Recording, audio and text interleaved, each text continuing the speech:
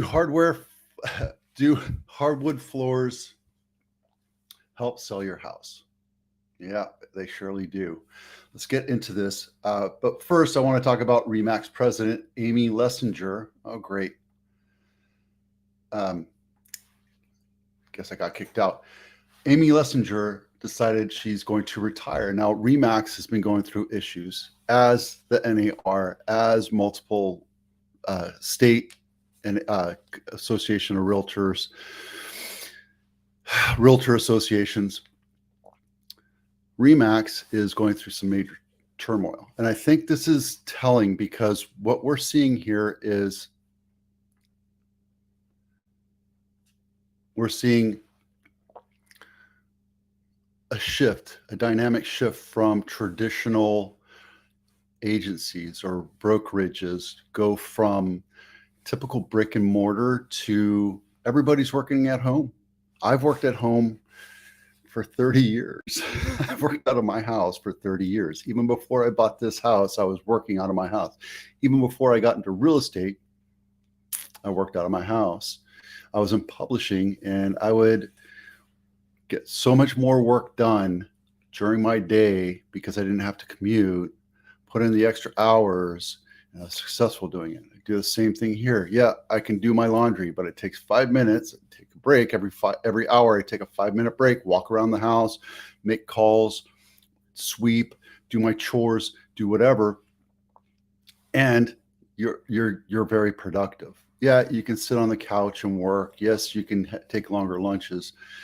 But what we're seeing here is a dynamic shift from being in an office where you can control everybody, control everything, to letting people do their own thing. And you either sink or swim. And here's the thing. You either do it or you don't. You either get out there and hustle. I don't care if you're an engineer, a director, a CEO, you either get out there and control and hustle and make your life work, or you don't. And if you're working out of your house, there's a certain mindset that you have to have. But RE/MAX, traditional brick and mortar brokerage, known throughout the entire world, one of the largest places, one of the largest brokerages in the world, struggling, are financially struggling. They were named in the major NAR lawsuits. They had to help shell out for all that kind of stuff. And Amy Lessinger, now she's only been, I believe she was actually an interim president. However, if you're frustrated with what's going on at RE/MAX or any other brokerage, come to where I am. I'm at a virtual brokerage. I have access to brokers. I have access to administration. I have access to legal. I have access to marketing. I have access to everything I need, just like what RE/MAX offers. And I have a dynamic cap for my compensation. And I can build a team, and I'm building a smaller team that's underneath me that are very self-initiating. They just keep working and working. The way they teach you at RE/MAX, the way they teach you at KW and all these things, is to build a team and force them to make calls and force them to do everything that is so 1980s that it just doesn't work. And I work with a couple other marketing companies that help me get my job done. AIDA is one of them. AIDA is a company that does everything for me. They manage the funnel, they manage the workflow, they manage social campaigns. They take this video, chop up into 3 smaller videos, they polish this one, and then they chop it up into 3 smaller videos, and they post it out there on the social campaign manager thing. And I have pillar pages, Willow Glen, Almaden, Cupertino, they all go down and focus on it. So everything here is all designed to be done for you. Yeah, it costs some money, but it's a worthwhile value with AIDA.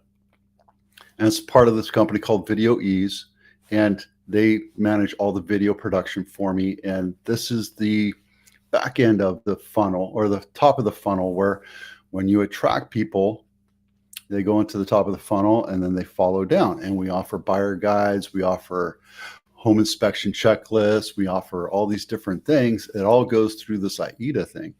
Well, Remax could do that too, but they don't. And they charge a surplus for a premium for being part of their thing, their brokerage. Frustrating. I know it is, but that's my pitch for it.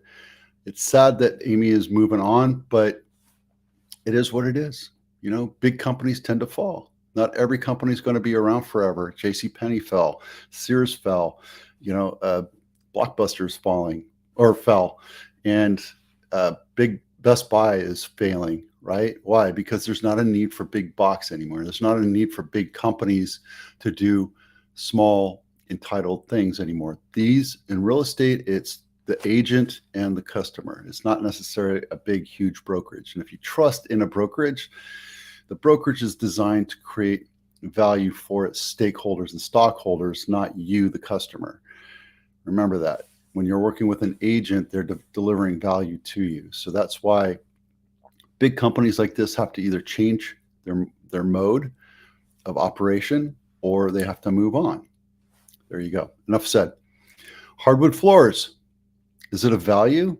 Does it increase property values? Yeah, let me back up into a little story here. Been living here for 20 years. My dog's about 10 years old. And when we first got her, she destroyed my carpets. And we had hardwood floors, here and there. So we decided to pull the carpets out. The girls were big enough that they weren't falling down the stairs anymore. So I trusted in the fact that, I can invest in that. And in the beginning, I had the laminated plank stuff like Pergo, but it wasn't Pergo. It was something else. And they chipped and they scratched and they dented. And it didn't feel cozy. It felt plastic. And these hardwood, these flooring guys, they're selling the LVP or LPV, the luxury vinyl plank flooring. All it is vinyl. It's linoleum that's not in a roll. It's in strips. So I don't see the value in that. To me, it's still plastic. Hardwood floors deliver a value of luxury and coziness and value, and you do get your money back on that. My hardwood floors we installed 10 years ago. And yes, they get scratched, and yes, they get dented. But you know what? They're wood, so you can refinish them.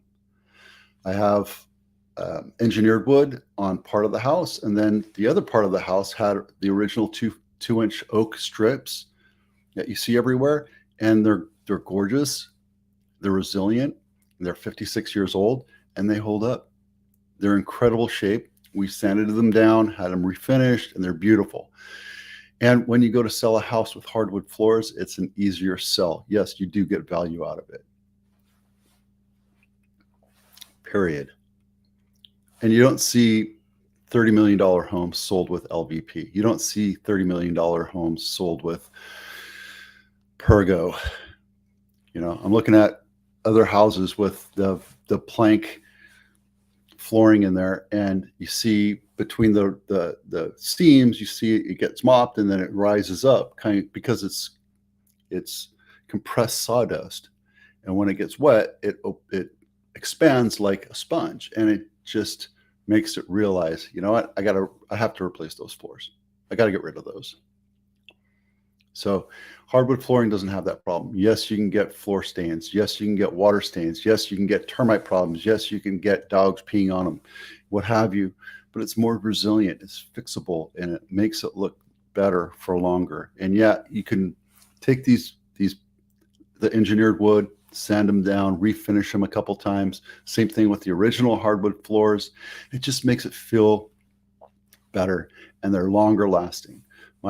The 2-inch slat are 56 years old. They lasted forever. I could put another couple sands on them, and they're going to last a lot longer.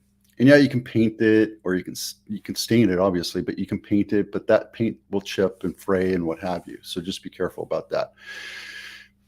So if you're thinking about redoing your floors, getting rid of your carpets, invest. It's going to cost more than the plank flooring, than the Pergo, than the LVP. But it lasts a whole lot longer. It'll last longer than you're around. enough said. Rates today are going crazy, 7.4. Are you kidding me? That's ridiculous. I said that rates aren't going to come down, but they seem to be going up. They seem to be ticking up. We had it down to 6.14 at one point in September. Is anything going to change? Probably. But right now, there's such a low inventory and volume isn't that high because buyers are still kind of hibernating from the winter. They're just waiting to get out of the holiday season. I see that there's a lot of houses that are going up for open house this weekend. I have an open house at my listing in Hollister. I have a couple other houses coming down the pike here pretty quick, but we're probably going to put them up on March or April. So there's a lot of things going on.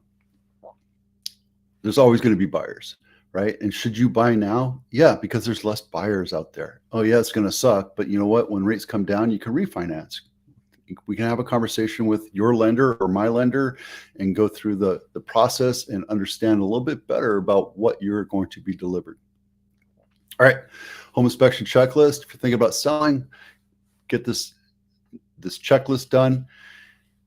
Bring it in. Let's get this house ready to sell. Or even if you want to start doing your spring cleaning early, download this checklist and start working on your honey-do list. My honey-do list is probably a mile long. Every time I walk somewhere in my house, it gets longer and longer and longer.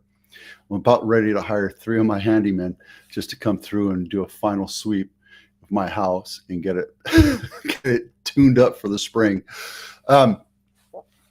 Which one is this? This one is what you get for $2 million in Santa Clara County. And I picked Gleason because it's a 7-bedroom, but it's in Campbell. It's really San Jose, but it's Campbell area. And it's a nice looking house. And I just was looking at there we go. It's a really big house. Looks like a big Shea house, but it was added on in the back.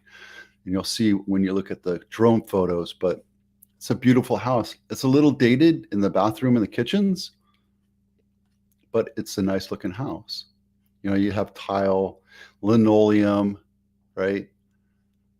And it has a pool, but let's see, this whole area right here is the add-on right here, which was added on. They just went right on top of the house. So not sure exactly how I think this was the addition right here, up and below. So if you look, this was the original house, and maybe this was the original house, and they added on back here. But I'm going to go take a look at it this weekend after my open house, or maybe Sunday. I'll go and take a look at it. AIDA again. This is what you get for $1 million. This is in Gilroy, but it's a gorgeous house, 3,000 square feet, 4-bedroom, 3.5 bath. Not my listing, built in 1988. And what I like about it is it looks like you're in a forested area, but it's huge. And yeah, you know what? It does have a pool, but it's nicely tucked away near the hills. It's not in the hills. And I did take a look. I don't know. This is the house right here. So it's not in the fire zone. It's nowhere near the fire zone. So that's good, especially since we're dealing with, you know, what's going on in Palisades and LA, the fires there. Kind of sad, but you know, you got to protect yourself here. So part of what I look at is what the value is. On top of that, I also want to make sure you're going to be protected. So with all my clients, when I help them find a house, I want to make sure that they're looking for a house that's not in the fire zone. This is a perfect house because it's actually on 2,200 square feet. It's not large, but it's not in the country either. So you don't have to worry about propane or septic or well water. It's all utilities. And yeah, it's dated. That's why it's $1 million, and it has a nice black bedroom. I can tell you that that's a boy that lived there. Ask me how I know. And yeah, I mean, it's well appointed. I would get rid of all this carpet and put hardwood floors in there. See all the nasty stains. get rid of or refill that pool and fix it up. And yeah, I think this is a great pool. I'm going to go take a look at this as well. And last but not least, the 12 Bay Area County month report. This is a final report for last year. Hello. Hello. Okay. Right here. This isn't anything that's extraordinary to think about. What you're looking at here is the final report of the year, and you see that inventory has just dropped down to almost nothing everywhere. You look, and if you compare and contrast, just the numbers have just dwindled, right? If you look at Santa Clara County, we're at 500 single-family homes for sale right now. We need to be about 2,000 for Santa Clara County. Same thing with San Jose. We're at 224. We need to be about 1,000, and it's the same thing. Just inventory has just dwindled to nothing. And the big blue lines is the U.S. median month supply. Same thing here. It's the same chart, or the same numbers, but I just put it there for your view to compare and contrast. So everything is below 2 months except for a couple cities, which is, I think that's Montserino and Morgan Hill, San Martin. So everything else is below 2 months of inventory. And you can see these numbers right here. They're very telling. So there you go. All right, that's it. Have yourself a fantastic weekend. I'm Vito with Abitano. We'll see you out there.